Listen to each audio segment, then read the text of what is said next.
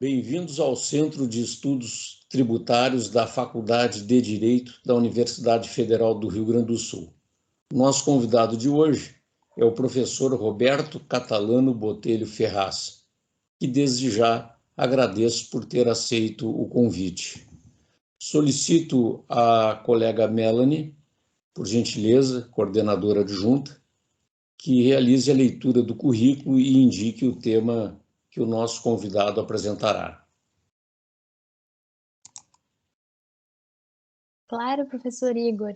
Bom, o professor Roberto Ferraz é advogado, mestre em Direito pela Universidade Federal do Paraná, doutor em Direito pela Universidade de São Paulo e também possui um pós-doutorado na Universidade de Paris I.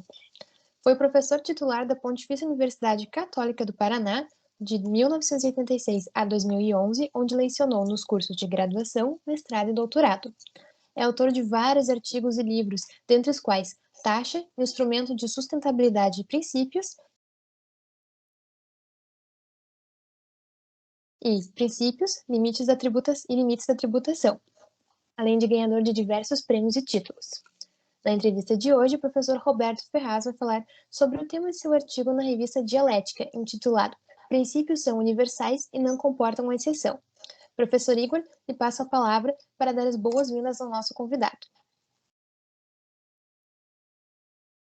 Muito bem, então, professor Roberto Ferraz, seja bem-vindo ao nosso Centro de Estudos Tributários e lhe passo de imediato a palavra para suas considerações iniciais, por favor. Pois não, professor Igor Danilewicz, é uma grande honra para mim poder participar deste projeto. É sempre uma satisfação colaborar com a Faculdade de Direito da Universidade Federal do Rio Grande do Sul. Felizmente, durante esses muitos anos que eu tenho me dedicado ao direito tributário, tive diversas ocasiões de ter contato com os senhores, participar de bancas, participar de eventos, congressos, e tenho aqui um histórico de colaboração que só me honra mesmo e me torna muito feliz, porque é sempre um prazer estar com vocês e colaborar uma vez mais. Saúdo também a todos que estão assistindo e em particular, a vice-coordenadora que nos atende, Melanie. Muito bem, muito bem. Muito obrigado pelas suas palavras gentis. E passaria também já nesse momento para a colega Melanie para conduzir, por gentileza, a entrevista com o professor Roberto Ferraz. Por favor. Muito bem, professor Igor. Bom, vamos começar com um tema um pouco polêmico. Há quem coloque os princípios em absoluto destaque no direito tributário brasileiro e outros não. Professor Roberto, quem tem razão? Bem, eu me dediquei bastante a esse tema aí dos princípios, não é? Esse artigo, e terminei por escolher este artigo para tratar hoje aqui com vocês, porque ele é um daqueles, assim, que, digamos, não foi uma ideia minha. Não é que eu simplesmente falei, puxa, eu vou escrever sobre os princípios, porque isso é importante. Mas é algo que foi tendo determinados flashes ao longo da minha vida e que fizeram como aqueles pontinhos, sabe aqueles desenhos que vem em revistinha de criança, né, para unir o 1, ao 2, ao 3, ao 4, que vai formando uma figura.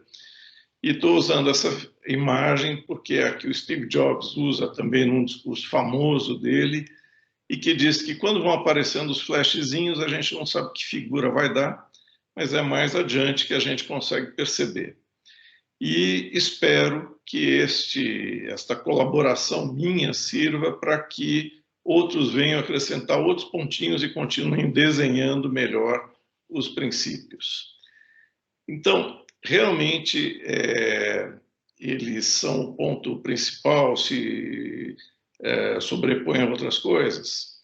Essa é a figura que sempre foi apresentada para mim desde o tempo de faculdade e ela foi muito exaltada pelo pessoal da PUC de São Paulo. Todos nós sabemos que o direito tributário, durante um período no Brasil, eu diria que hoje não mais, mas teve uma certa briguinha entre PUC de São Paulo e Universidade de São Paulo. essa briguinha era muito mais pessoal do que teórica, mas no fim ela ficou com uma roupagem um pouquinho teórica, porque ninguém diz que está brigando por questões pessoais, diz que está brigando por questões intelectuais e tudo, né? Mas, então, vamos dizer que a escola da PUC de São Paulo, e com pessoas de grande conhecimento, grande eminência, vou destacar aqui os trabalhos do Roque Antônio Carrasa, porque ele tratou mais especialmente desse tema. Este livro muito conhecido, reconhecido e muito bom dele, de Direito Tributário, que tem inúmeras edições, ele vai crescendo. Um livro que eu adotei diversas vezes no curso de graduação. Ele começou de um trabalho acadêmico do Roque, que estou quase certo que se chamava Princípios Constitucionais Tributários. Se não era exatamente esse título, é muito próximo a isso, tá? E que foi talvez a livre docência dele. Então ele tratava só dos princípios. E daí a evolução leva todo o livro de direito tributário. E o Roque teve a grande virtude de tratar a fundo dos princípios e desenvolver muito aquela ideia que nasce antes com Geraldo Ataliba, de colocar os princípios como realmente o núcleo absoluto do direito tributário. E é preciso conhecer a razão histórica disso. Quando a gente conhece a história, fica um pouquinho mais fácil a gente fazer essas avaliações. Então, a história é a seguinte. Geraldo Ataliba fez um combate à ditadura na condição que ele tinha, no que ele podia fazer. Não foi pegar em armas, não foi para o Alto Araguaia, não fez nada disso. Mas ele foi reitor da PUC de São Paulo e escreveu e procurava fazer sempre uma nota anticentralista em tudo que fazia. E o Geraldo Ataliba, também por um outro motivo histórico relevante, ele criou um pouco essa teoria das cláusulas pétreas e valorizou isso. Não é que ele criou sozinho, mas ele deu grande valor a isso. E por quê? Porque, como vocês sabem, a Constituição do período da ditadura é composta pela Constituição de 67, que era toda uma nova Constituição imposta, e aqui se seguiu uma emenda número 1, que era outra Constituição completamente nova, em 1969. Pois não é que a Ataliba escreveu um livro inteiro sobre sistema constitucional tributário em 1968? Ou seja, ele pegou uma Constituição que não chegou a durar 2 anos e criou todo um livro em torno a isso, né? E ele foi reformado, o livro dele, por um ato da junta militar que decretou uma nova Constituição, emenda número 1. Daí ele sai atrás de, puxa, como é que eu navego num mar deste? Como é que eu navego num mar de direito, em que o direito pode mudar com uma penada da junta militar de um dia para o outro? E não é que mudou uma legislação determinada, uma legislação concreta, mudou a Constituição inteira, né? Bom, daí ele encontra na emenda 69 um dispositivo que não é um princípio, é uma regra que diz que não seriam objeto de emenda a forma federativa e o regime republicano. E nisso daí, ele sempre muito ligado ao direito positivo, diz, puxa, encontrei a chave de ouro, encontrei um ponto de apoio, né, para toda uma teoria. Se aqui eu tenho 2 coisas, são as únicas que não podem mudar na Constituição, acabei de encontrar as 2 coisas mais importantes da Constituição e vou construir todo o resto da minha teoria em cima disso. E é o que ele fez, porque ele queria se defender ou defender todo o direito desse poder que tinham as juntas militares de pegar e mudar a Constituição o dia que quisesse. E daí ele gera uma teoria, que é essa das cláusulas pétreas, que diz que as coisas que não podem ser mudadas na Constituição são pétreas, uma clara alusão aos mandamentos recebidos por Moisés, escritos em pedra no Monte Sinai, né? E desenvolve toda a teoria dele e dizendo que o núcleo de toda a Constituição é constituído por esses itens que não podem mudar, começando por República e Federação. Pego aqui um trechinho que eu cito nesse artigo, diz do Otaliba, né, nesse livro principal. Uhum. No Brasil, os princípios mais importantes são os da Federação e da República. Por isso, exercem função capitular da mais transcendental importância, determinando, inclusive, como se devem interpretar os demais, cuja exegese e aplicação jamais poderão ensejar menoscabo em detrimento para a força, eficácia e extensão dos primeiros. Então, evidente que o Otaliba colocava estes princípios no topo daquilo que ele chamava de pirâmide lá do Kelsen, ia mandar em tudo, ia ser vetor interpretativo. Então, com isso, eu ilustrei a origem e a força desse argumento que diz os princípios são o máximo do sistema e tal, né? Eu não discordo, eu estou de acordo que os princípios são a base de todo o sistema jurídico, só que eu não concordo que sejam estes aqui. Estes aqui são, por acaso, na Constituição brasileira, tem um dispositivo que diz que eles não podem mudar. Mas se a gente parar um pouquinho para pensar, nós vamos perceber que existem inúmeros países que não são nem república e nem federação, e nem por isso tem um sistema tributário pior que o nosso, ou um sistema jurídico pior que o nosso. Inglaterra é monarquia, Suécia também é, Dinamarca também é, Espanha também é. Dos países europeus, o único que a gente propriamente identifica como federação é a Alemanha. É um tipo de federação mais próximo do nosso. Alguns países estão tendo tendências um pouquinho federativas. A Itália tinha nada de federalismo, era um país totalmente unitário, e de 10 ou 15 anos para cá começa a ter alguns tributos regionais e um mínimo de administração regional. A França é totalmente unitária, mas tem núcleos de administração local, pelas regiões, pelos departamentos. Só que cada um adotou um modelo e, no dizer do Alcide Jorge Costa, meu orientador de doutorado e grande professor titular da USP, federação, existem tantos modelos quantas forem as federações. Ou seja, não existe um modelo de federação. Como é que eu posso adotar isto, que sequer tem um modelo como um princípio fundamental que vale mais do que todos os outros, etc. Então, depois acho que vamos poder continuar, que você deve ter mais questões. É uma resposta meio típica de advogado. Estou de acordo que os princípios são máximos do sistema? Sim, mas não esses aqui, não esses que esta escola resolveu adotar como chaves do sistema, e resolveu adotar não porque fossem tendenciosa ou coisa parecida, mas porque tinha uma necessidade imediata para tentar atender, que é uma coisa circunstancial presa. Naquele momento, o poder constituinte originário acabou elegendo, né? Então... Sim, que naquele momento se justificava.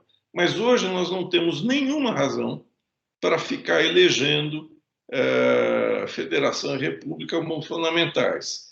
A não ser, depois podemos voltar a esse tema, quando a gente fala de república, a gente basicamente está falando de igualdade entre as pessoas, o mesmo voto, todos são elegíveis, todos podem votar. E igualdade, sim, é princípio. A república não necessariamente, a gente tem sistemas monárquicos, você vai apoiar mais ou menos, que são muito mais democráticos que os nossos, né? Nós temos uma amiga holandesa, é uma holandesa já brasileira, está aqui há muito tempo, mas ela diz, olha, Na Holanda, você pode mudar tudo, menos que a família real são os Orange, porque o país tem uma dívida de gratidão com esta família, porque eles foram os responsáveis por eles não serem dominados pela Espanha. E eles dizem que são pessoas comuns, que ela fazia compra de supermercado no mesmo supermercado que a rainha, tá? Normalmente cruzavam ali, se cumprimentavam, etc., e que eles não têm grandes privilégios e companhia, mas que todo cidadão holandês faz questão que sempre e eternamente eles sejam os reis da Holanda. Tá bom, ok, mas eu não vou dizer que o sistema deles é pior que o nosso, porque eles não são república. Tá? Eles têm esta peculiaridade, mas eles são tão democráticos quanto qualquer um, ou mais democráticos que a gente. Acho que já expliquei demais esta primeira pergunta. E, professor Roberto, me diga Sim. uma coisa. A despeito dessa discussão sobre quais seriam os princípios centrais, quais seriam os princípios basilares de uma determinada ordem jurídica, eu posso falar que existe algum princípio que seja principal ou isso seria uma mera redundância? No caso da Constituição brasileira, posso dizer que o princípio republicano e o princípio federativo eles são princípios federais? Principais, desculpa? Olha, eu penso o seguinte, como é o título do artigo, não é? Os princípios são universais e não admitem exceção.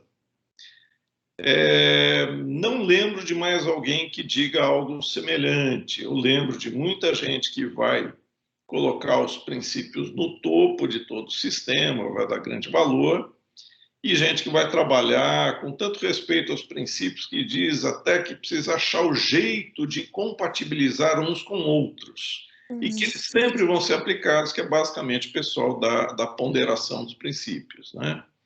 Então, eles são tratados com muito respeito, mas dizer que princípio que é princípio de verdade não tem exceção, é difícil alguém que diga isso.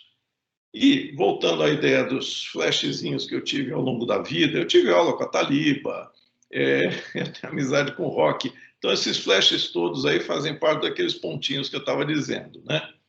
E mais um pontinho de luz e que ajuda a dizer quais são os principais princípios, são os verdadeiros. Os de verdade, esses são os principais mesmo, porque só eles são princípios mesmos.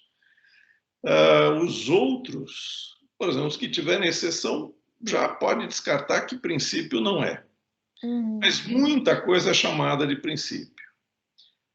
Eu tive aula com o Cid Jorge Costa no doutorado, um semestre inteiro em que a gente basicamente estudou o livro do Fritz Neumark. Era só Fritz Neumark o tempo todo, que são os princípios. E agora, isso como é que está traduzido em português? Justos e economicamente viáveis e não sei o quê. É um estudo encabeçado por esse professor alemão, Fritz Neumark. Eu não falo alemão, eu estou pensando aqui numa edição em espanhol para falar do título. E ele faz um estudo na Europa para conceber o sistema tributário europeu com a Europa unida. Porque você faz o quê? Adota o sistema inglês, o alemão, o francês. Cada um deles ia defender com unhas e dentes as suas coisas particulares do sistema tributário e encomendaram a uma comissão chefiada por esse professor um estudo que pensasse a tributação ideal. Tá? Princípios para fazer um sistema ideal. E eles conceberam, então, o sistema tributário europeu com base nesses princípios e realmente eles foram consideravelmente fiéis às lições que tem nesse livro. E a gente passou um semestre lá estudando isso daí e a gente começava a dar por falta de alguns princípios brasileiros que a gente dava por fundamentais. E lembro do dia, um desses pontinhos que apareceu na minha vida, em que o Alcide Jorge Costa, a gente perguntou para ele de anterioridade, que não tinha no estudo do Neumark, e ele falou, não, mas anterioridade não é princípio. E eu fiquei chocado, falei, como não é princípio? Eu cresci, desde pequenininho era assim e tal. ali na faculdade, para a gente aquilo era um princípio dos muito importantes, e para ver a relevância que isso teve no direito brasileiro, o único caso que o Supremo decidiu pela inconstitucionalidade de norma constitucional, por emenda, né, foi o caso do IPMF. E em que aspecto? IPMF é antecessor da CPMF, é praticamente a mesma coisa. Mas em que aspecto o Supremo decidiu que era inconstitucional a emenda? Era inconstitucional no ponto em que determinou a cobrança imediata durante o exercício em que foi criado. Puxa, mas era a própria emenda constitucional que dizia isso. O Supremo falou negativo. Este aqui não pode, tá? Porque viola a anterioridade e chamou de princípio da anterioridade. E o Alcides, muito antes de existir IPMF, dizia, isso daí não é princípio. E eu, chocado, lá, como assim, professor? Como não é princípio? Não, de cara, já vejo o número de exceções que tem. Se tem tudo isso de exceção, pode ter certeza que não é princípio. Ele era um cara muito prático, muito divertido assim, nem entrou muito em discussão, falou, olha, se tem tudo isso de exceção, porque não é princípio. Um dos pontinhos ficou ali na cabeça, martelando, para ir montando esse mosaico, essa figura, né? E dá para entender uma coisa, que é assim, mas não é sempre. É assim, isso é fundamental que seja assim. Mas e nesse caso? Não, nesse caso é uma exceção. E esse outro caso, esse aqui é exceção também. E esse outro caso é exceção. Não, peraí, cara. Tem mais exceção do que regra nessa história. Que princípio é esse? Como é que ele vai ser reitor das demais coisas? O princípio que está subjacente ali na anterioridade de segurança jurídica. Nosso problema é ter segurança, ter previsibilidade e tudo. Isso sim, eu posso chamar de princípio. Mas não a anterioridade, que é uma regra específica, que é um reflexo da ideia de segurança. Né? Tem razão o Alcides. Mas quando ele diz o que tem exceção não é princípio, já te levanta uma anteninha dizendo, não, peraí, então o que é o verdadeiro princípio? Vou usar uma figurazinha que eu usava muito nas aulas, e é uma coisa que eu ouvi também na rádio. Na França, andando por lá, de repente vinha um anúncio assim, que eu curti muito. E eles simulavam uma pessoa fazendo entrevista na rua, e a entrevistadora chegava e abordava uma pessoa assim na rua e perguntava, queima-roupa, por gentileza, o senhor é fiel? Né? E o cara dava uma travada assim, pensava um instantinho e respondia, bem, sim, sou fiel, mas com moderação. Claro que é a piada aí, porque, peraí, como é que o cara é fiel, mas com moderação? Isso não existe. Ou é tudo ou nada. É tudo ou nada, não tem como. Ou é fiel ou não é. Ele não pode ser fiel com moderação, porque não existe exagero possível em ser fiel. Ou é ou não é. Bom, depois a sequência da propaganda mostrava o que era a ideia, porque era uma propaganda de uma bebida típica deles que chama-se... É um tipo de anis, assim, uma bebida forte para chu. É o 51, é o pastis. E que é um negócio super forte, eles inclusive temperam com água e tal, para ficar mais fraco. Um aperitivo tradicional francês, mas alto teor alcoólico. E os álcools fortes já vinham perdendo força também na França. E eles estavam fazendo propaganda, inclusive aguçando ali a fidelidade àquela bebida. Mas neste caso, em se tratando de bebida alcoólica, fazia todo sentido falar de moderação, né? Mas isso ilustra bem uma coisa que às vezes as pessoas têm dificuldade de aceitar, que é a seguinte, no certo, eu não posso ser exageradamente certo, não tem limite, não tem teto. Ou dito de uma maneira mais no âmbito moral, a virtude não tem limite, ela não tem teto, ela não tem exagero, não é? Dando uma explicação e com um exemplo fácil, o pessoal fala, não, Aristóteles diz que a virtude está no meio. Mas dá uma consultadinha lá no Aristóteles, você vai ver o seguinte, que ele diz que está no meio entre dois defeitos opostos. Claro. Uhum. Ela está no meio, entre dois efeitos opostos. E o exemplo simples... Isso muitas vezes é omitido. É normalmente omitido, porque você fala a virtude está no meio e você dá uma licença para o cara. Não, pô, ele é fiel, mas de vez em quando não, porque acontece. Não. Você pega e dá uma mitigada, né? E não é essa a ideia. A virtude está no meio entre dois defeitos opostos. O exemplo fácil, que acho que até o que ele mesmo dá, é a coragem está entre a covardia e a temeridade. Tá? O cara não pode ser corajoso demais. Agora, ela está no meio entre a covardia, o cara que não faz nada, e o cara que se atira temerosamente para as coisas. Tá?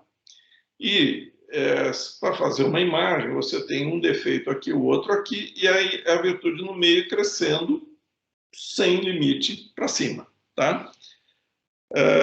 Então, os princípios, eles não têm como ser demais, eles não têm como ser exagerados, os de verdade. E também não podem ter exceções, porque senão eles deixam de ser o que são.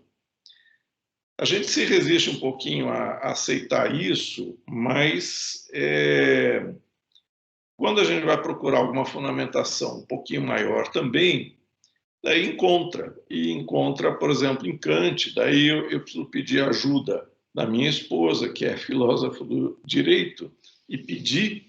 Claro que ela tem uma compreensão muito mais extensa disso, porque ela leu tudo que tinha de Kant e companhia e compreendeu muito melhor do que eu, porque ela tem a bagagem dos filósofos todos antigos. Mas na metafísica dos costumes do Kant, ele diz exatamente isso, que toda regra jurídica justa é universalizável. Ela tem que poder ser universalizada, ela tem que ser válida para todas as situações. E quando a gente diz todas as situações, é sem exceção, e em todos os ambientes, em todos os países e companhia. Então, eu vou encontrar esses princípios a que a pergunta se referia, né? Esses que são os principais mesmo, eu diria o seguinte, os que são princípios estão realmente como vetores interpretativos de todo o sistema, de todas as regras. E isso é um pouquinho diferente do que vai ensinar, por exemplo, meu grande amigo Humberto Ávila, grande gênio de tratar de como os alemães tratam deste assunto. Mas, nesse particular, eu ouso divergir um pouquinho dele e dos alemães todos juntos, assim, tá? Para dizer que não tem que fazer ponderação entre princípios também. E termino a resposta dessa pergunta agora, porque senão eu já entro um pouquinho mais adiante. Se quiser perguntar sobre isso, podemos tentar responder. Professor, mas então, exatamente nesse ponto, esses princípios, os verdadeiros princípios, então, esses eles não comportam exceções. Os que comportariam exceções, então, não seriam, a rigor, princípios a partir dessa concepção. Sim. Então, anterioridade não vai ser princípio. Uhum. Não cumulatividade não é princípio, isso é uma técnica tributária. Uhum.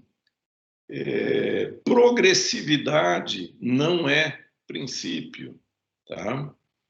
Até acho muito interessante, porque o Hayek, esse pensador liberal, que é um cara genial, e ele fez direito, escreve sobre constitutional liberty, escreve sobre direito e tudo. Ele, quando fala da progressividade na tributação, ele usa a seguinte frase: o que é que se pode dizer sobre um princípio que, se for usado com intensidade, fica ruim. Olha que interessante, como ele também diz, pô, se é princípio, não deveria ter possibilidade de exagero ruim. E o que ele quer dizer é que é consenso, né? O pessoal que fala de progressividade, que pode existir, não estou dizendo que não possa existir, não é que eu seja contra, eu só estou dizendo que não é princípio. Porque se fosse, eu poderia exagerar à vontade sem medo de errar.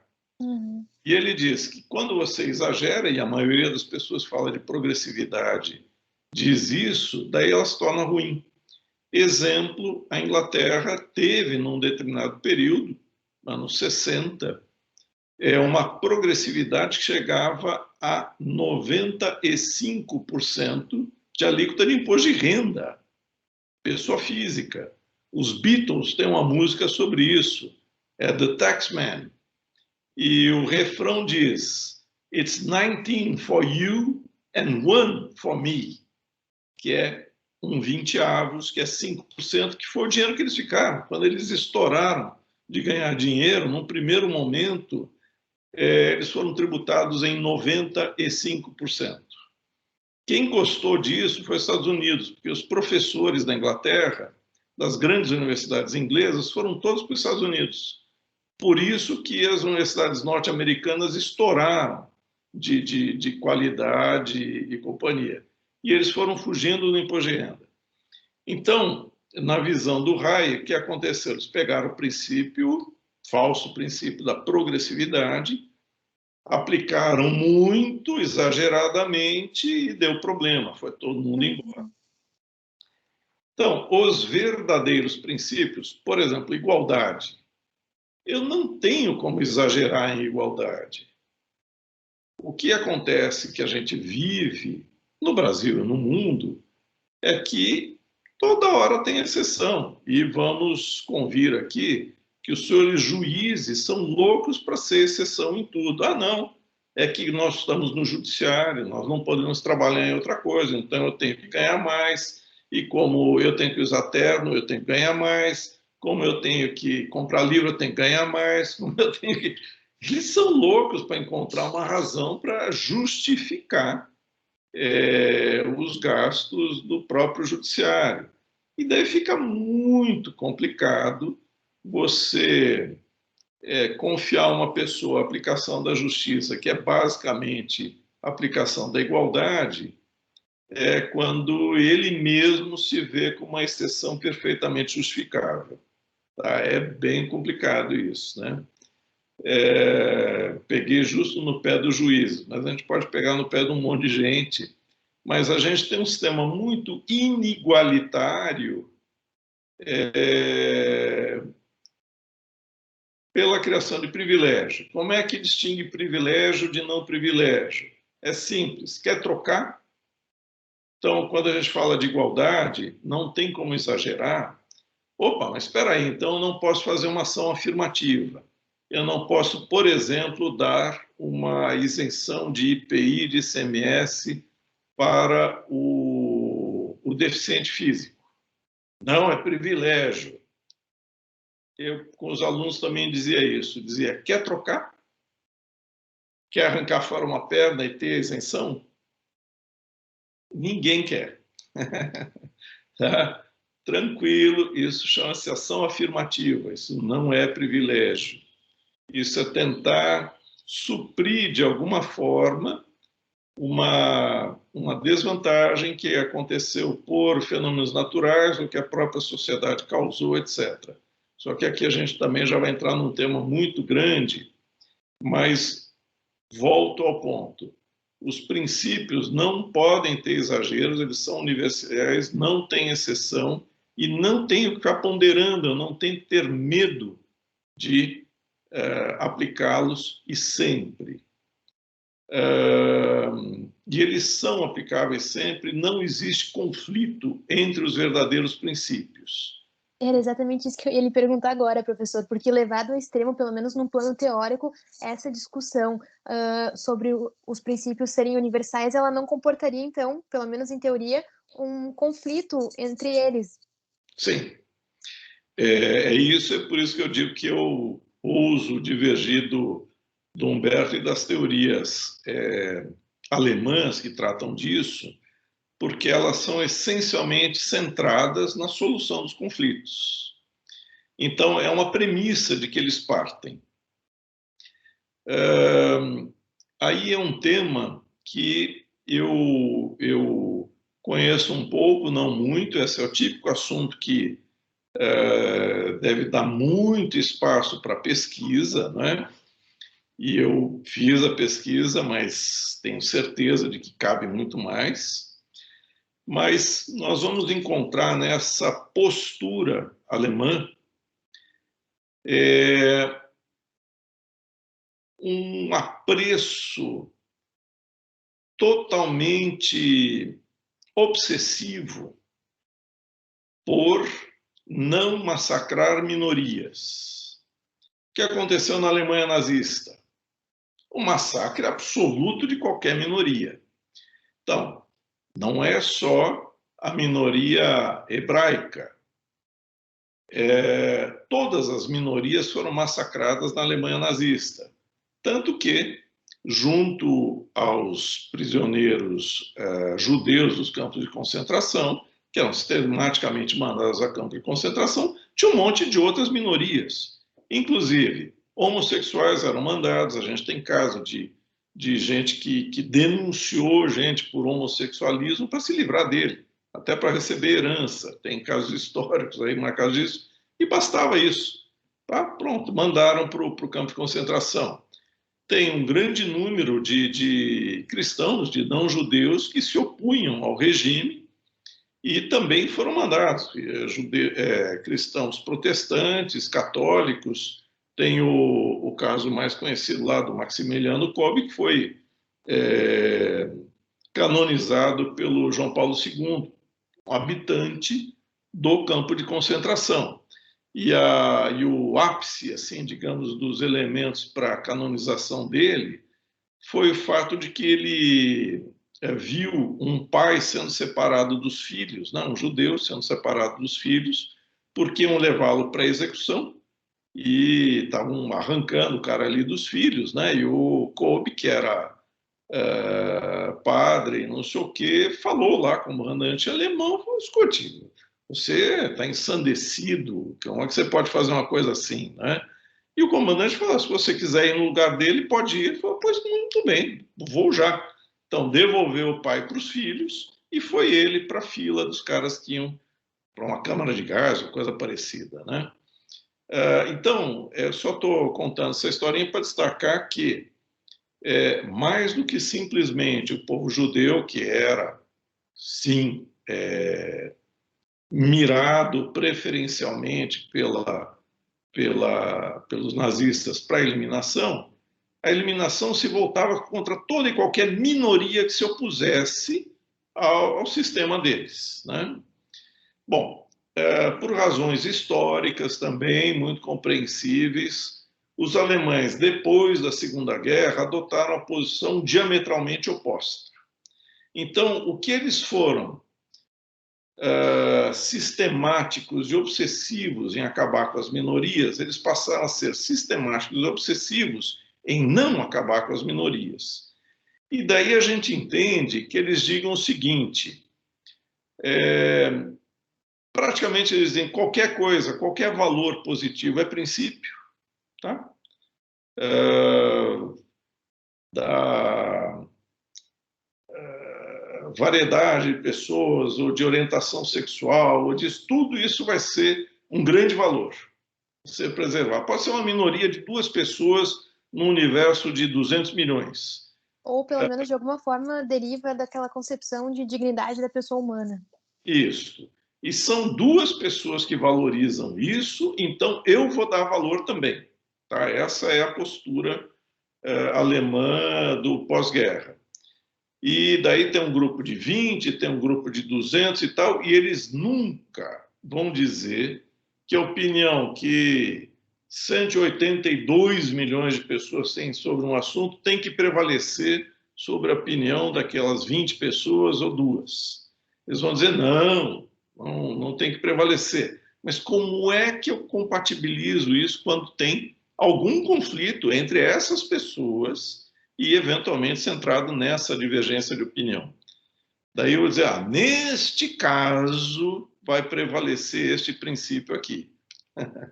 Mas não é que o seu não vale, o seu vale. E esse é um tipo de solução que é uma solução meio de compromisso e fica mais retórica do que efetiva.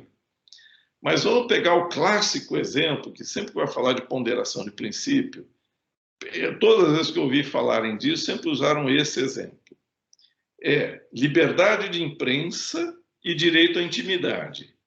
Eu sempre ouvi esse conflito aí, porque esse é um conflito daqueles insuperáveis e fácil de sustentar que existe. Então, primeira pergunta.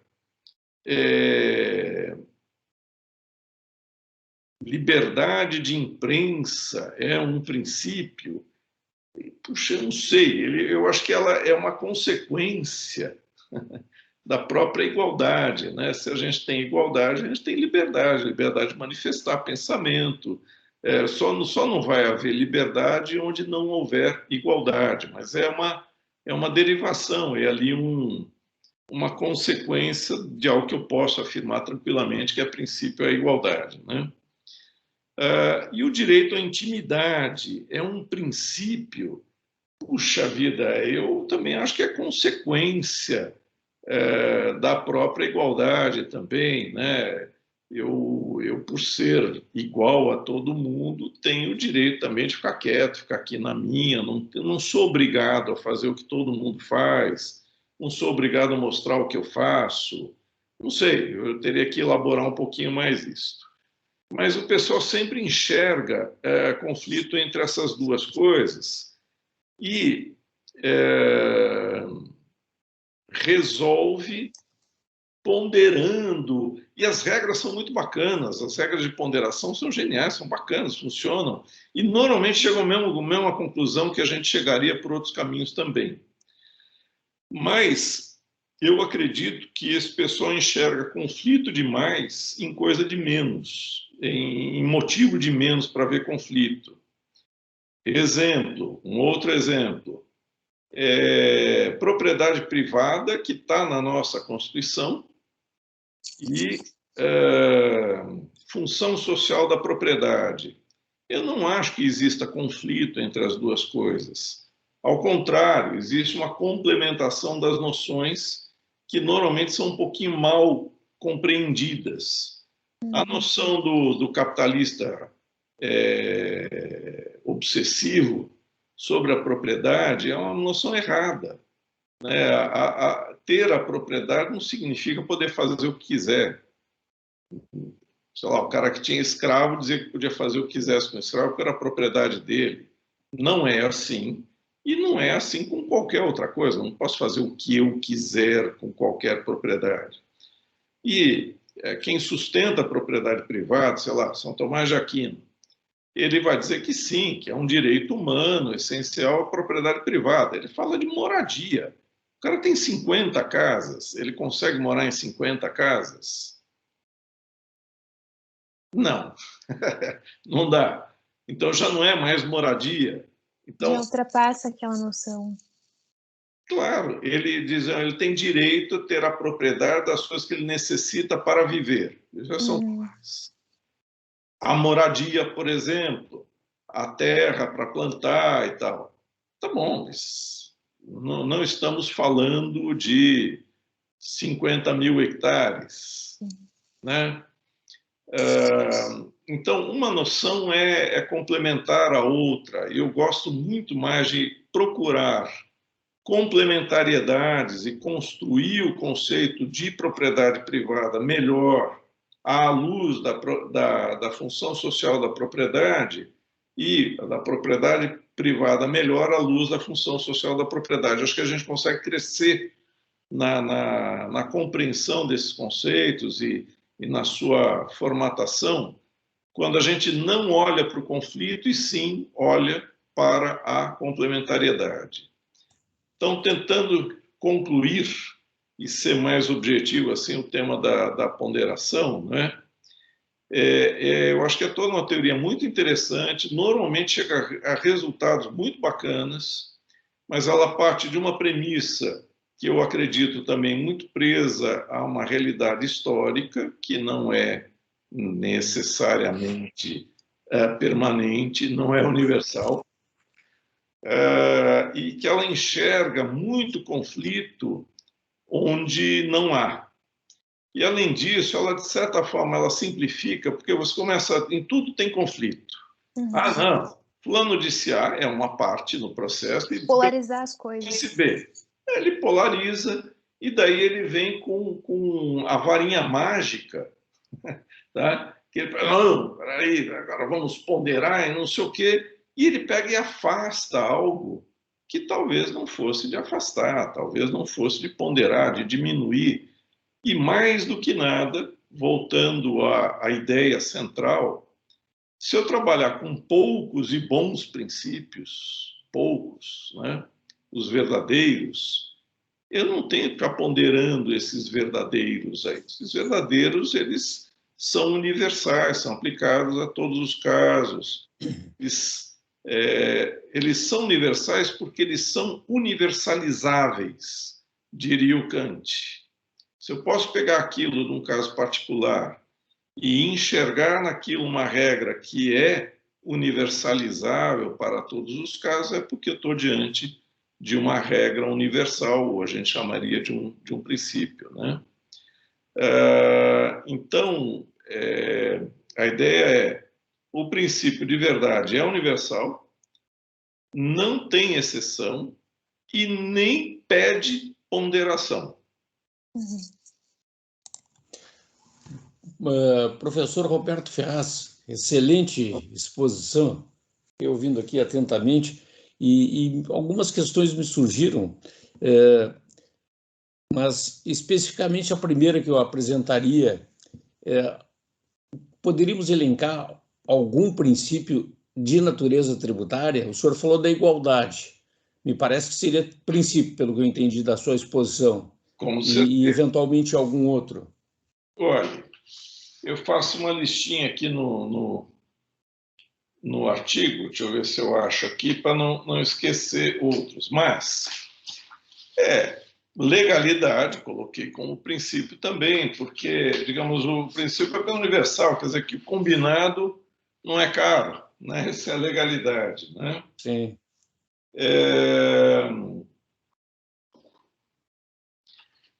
A capacidade contributiva, ela é uma concretização da igualdade em matéria tributária. Então, eu diria que posso chamá-lo de princípio também, né? Porque eu estaria fazendo um recorte na realidade, pegando o que é igualdade nesse assunto concreto, eu vou chamar de capacidade contributiva. Posso dizer que ele é princípio porque ele é parte da igualdade e, portanto, é princípio.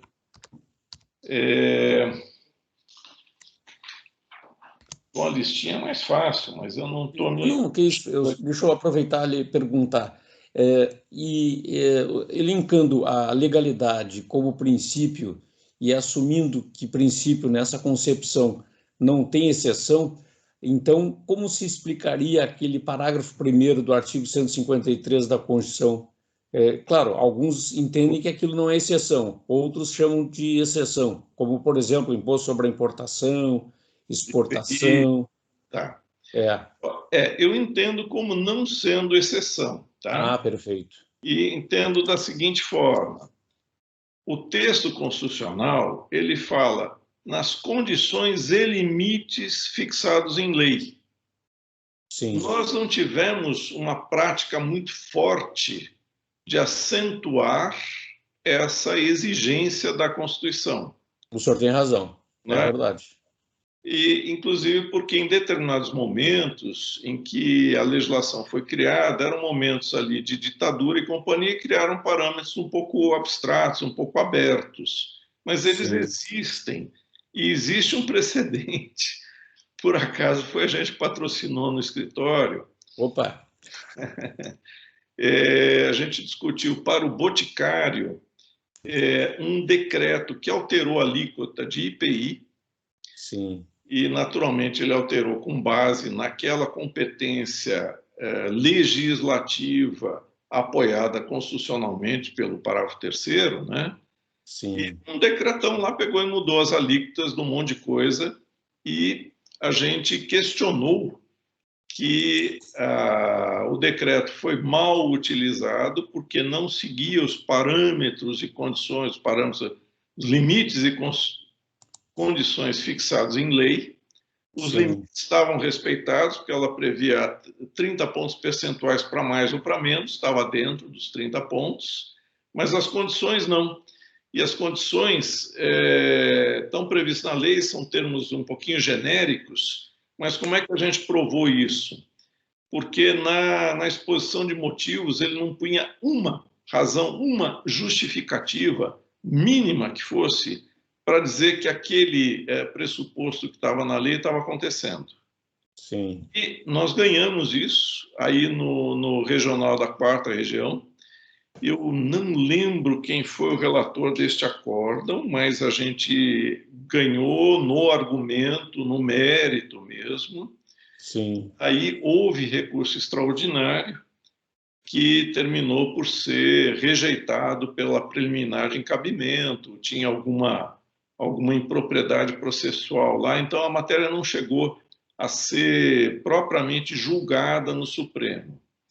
Mas no julgamento, o relator era o ministro Edson Fachin, não obstante ele tenha rejeitado pela preliminar, houve um mínimo de exame dos argumentos ali em discussão, para ver se tinha cabimento extraordinário ou não. E esse exame mostrou que a turma estava de acordo com o que estava decidido ali, não via maiores problemas na tese adotada, que era essa. Ausente a motivação explícita, não havia como aferir se aquele decreto estava adequado às condições exigidas em lei e, portanto, ele não podia prevalecer. perfeito.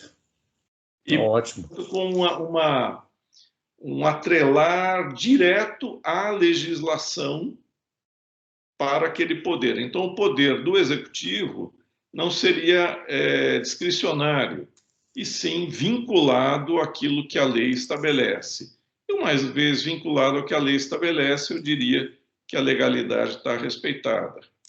Perfeito. A propósito, o senhor mencionou como no elenco de princípios a capacidade contributiva.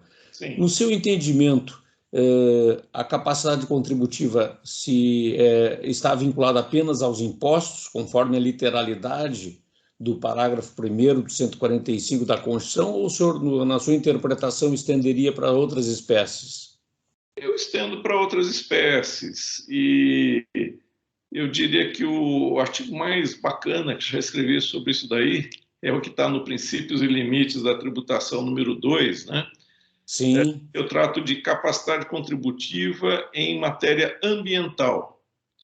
E Sim. é basicamente um contraponto à opinião do Carlos Palau Taboada, que é um excelente professor espanhol e que publica num livro de tributação ambiental coordenado pelo Heleno Torres, e que eu li aquilo e dizia, poxa, a capacidade contributiva não se aplica quando se trata de tributos usados para apoio à preservação do meio ambiente. E eu falei, não, espera aí, esse cara está errado. E tentei estudar um pouquinho, acho que está bem demonstrado ali que ele se aplica a todos, mesmo quando você está pretendendo usar com alguma finalidade, vamos chamar de parafiscal, né? Sim. Então, ali eu sustento basicamente que capacidade contributiva aplicável a tudo. Só que a cada caso, ela é um pouquinho diferente, não é? Não tem nada que ver capacidade contributiva em matéria de taxa com o que é em matéria de impostos. Ela existe nos dois, mas ela existe de maneira diferente. Eu não posso cobrar uma taxa de acordo com quanto dinheiro tem o contribuinte. Tá? Sim, Porque no instante que eu cobrar a taxa dessa maneira, ela deixou de ser taxa, ela acabou de virar imposto. Né? certo. Porque ela vai estar sendo cobrada de maneira desvinculada, né, do fato gerador do imposto. E os desvinculados, como na lição da Taliba, são os impostos, por definição. Né? Sim, Mas a taxa, ela tem seus limites, ela não pode ser livremente cobrada. E ela vai ter que ser cobrada de acordo com a capacidade demonstrada pelo contribuinte ao solicitar ou ao ficar sujeito ao serviço que lhe é imposto, a solicitar ou ficar sujeito ao serviço que lhe é imposto, como, por exemplo, taxa de lixo, de coleta de lixo. sim, Eu vou medir alguma coisa, e esse é alguma coisa que vai mostrar capacidade contributiva. Na coleta de lixo, eu basicamente meço, tradicionalmente, a testada do terreno. E por que a testada do terreno? Vai mostrar o valor do terreno? Não. Porque se for sobre o valor do terreno, eu estou cobrando IPTU. certo. É a testada do terreno porque o meu custo básico é de deslocamento daquele caminhão com aqueles servidores que estão ali recolhendo lixo, né? Isso tem um custo e eu posso dividir esse custo pela metragem que esse caminhão tem que preencher, tem que percorrer, né? Compreendo. Eu estou adequando à capacidade demonstrada por aquele contribuinte, por aquele terreno, mas com um parâmetro totalmente diferente daquele que é próprio dos impostos. Então, cada tributo Sim. vai ter uma manifestação de capacidade contributiva própria. Perfeito. Muito obrigado. Professor, uma última questão. Sim. Aquela questão de, afinal, o que deve prevalecer, se é o princípio ou uma regra? O senhor tem alguma posição formada a respeito? Tem. Mais um desses pontinhos que apareceram na minha vida, né? Sim. A gente fez um evento muito bacana de tributário aqui na PUC do Paraná, e num dia veio o Roque Antônio Carrasa, falou de princípio, e no outro dia veio Humberto Ávila e falou de princípio e regra. E daí veio o aluno meio tonto, veio zonzo assim, dizendo, professor, e agora como é que eu sobrevivo? O Roque falou que o princípio é tudo e que vai ser orientador de interpretação de tudo, de todas as regras, e o professor Humberto Ávila diz que não, que a regra ganha do princípio porque ela tem uma especificidade absoluta para aquele caso, se aplica e não tem nada que vir com um princípio dizer que aquilo é contrário. Né? Sim.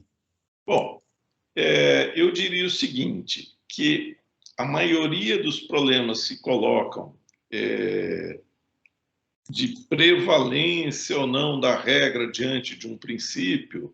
A maioria dos casos, os caras estão falando de um falso princípio, algo que não é princípio, inclusive porque durante muitos anos, muitas pessoas quiseram pegar autênticas regras e dizer que aquilo era princípio, né? Entendi. A gente chegou a ouvir falar, sei lá, o princípio da tributação da energia elétrica no destino. Como assim princípio disso, né? Tem uma regra que está na Constituição dizendo que especificamente no caso da energia elétrica o ICMS vai ser cobrado no destino e não na origem, como normalmente é no nosso sistema até agora, não é?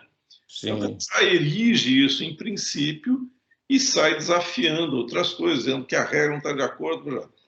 Puxa, esta é uma regra e eu não tenho a menor dúvida de dizer que ela é aplicável se alguém disser não, o princípio, porque é a regra geral, é de cobrança na origem. Então não pode ter essa exceção. Não, espera aí, eu estou diante de uma regra e de uma outra regra. Aí é regra e regra. E as duas são aplicáveis e pronto. Então, mais do que uma posição adotada, professor Igor, eu diria o seguinte, eu tenho uma solução geral, que é dizer, puxa, vamos olhar bem se estamos realmente diante de princípios ou não, né? Sim. Agora, vamos imaginar que eu tenho uma regra qualquer que até poderia supostamente estar na Constituição, porque qualquer emenda pode colocar qualquer coisa na Constituição, né? Sim, sim. Vamos imaginar que houvesse uma regra que, ao contrário do que diz o 145, dissesse que eu tenho que tributar pelo imposto de renda, fazendo distinção da origem dos rendimentos e das pessoas, dos sujeitos e tal. Um artigo que não está me vindo literalmente à memória, mas que está no 145 ou no 150, já não lembro, mas que era para acabar com a tributação diferenciada de juízes, militares, quem mais que tinha, e legislativo. Antes da Constituição de 88, os caras ganhavam um salário desse tamanho e um monte de adicionais que ficavam livres do imposto de renda. E eles só foram estendendo isso, chegou até a polícia militar, como era a legislação previa isso para militares, para juízes e para membros das casas legislativas. Os polícia militar conseguiram estender a eles mesmos, porque eles eram militares também. Então, esse pessoal não pagava imposto de renda por nada no mundo, porque todos os adicionais que eles tinham ficavam por fora. Veio o artigo da Constituição para dizer, não, negativo. Pela igualdade, tudo isso daí tem que ser tributado, independentemente da denominação e outras características, né? Sim. Mas hoje a gente já sabe que está sendo praticado diferente. Está cheio de gente que não paga imposto de renda sobre faixas importantes dos seus vencimentos. Vamos imaginar, por hipótese, que viesse um artigo por emenda constitucional e constitucionalizasse isso. Dissesse que tais e tais categorias vão ter um imposto de renda diferenciado e tal.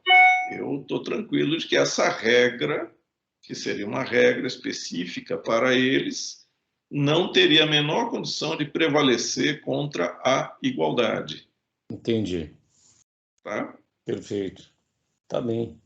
Tá ótimo, professor. Muito obrigado pelas suas considerações iniciais e também as considerações durante o desenvolvimento. E agora lhe devolveria a palavra, então, para as suas considerações finais, por favor. As minhas? Finais. Tá bom. Eu já expus bastante, já contei muito aí com a atenção de vocês. Eu agradeço o convite e espero que essa conversa tenha servido para ser pelo menos um pontinho daqueles que dão uma despertada, como aquela do Alcides, que um belo dia fundiu a minha cabeça dizendo que anterioridade não era princípio, né? Tá certo. Mas, então está bem. Agradeço uma vez mais.